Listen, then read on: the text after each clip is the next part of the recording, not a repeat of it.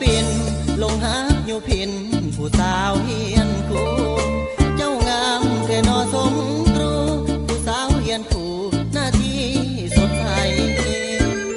ภาคเพียนเขียนจมตั้งแต่ประถมจนถึงสั้นใหญ่น้องบอกเคยหวั่นไหว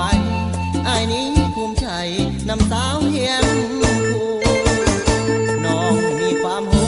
พร้อมทางดูมันขยันถูกด้านปลูกพื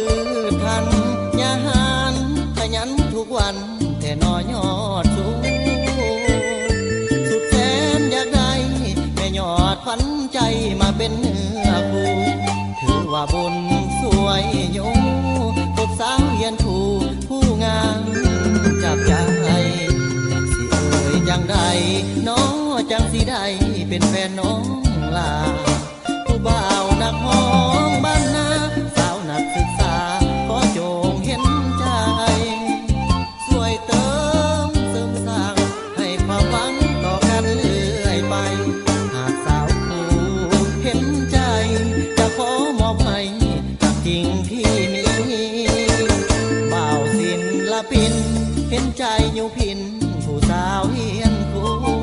ขอเป็นแห่งใจสวยสู้ให้น้องจงสู้สร้างฝันให้ดีศึกษาเอาไว้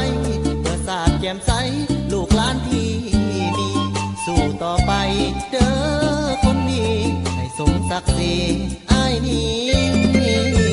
ภูมิใจ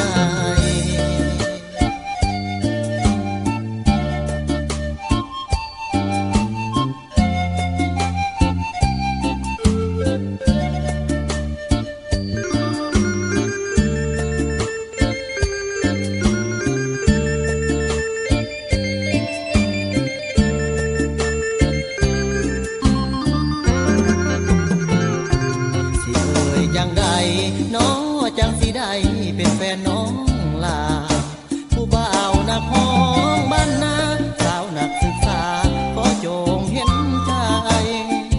ช่วยเติมเสริมสร้างให้ความหวังต่อกันเรื่อยไป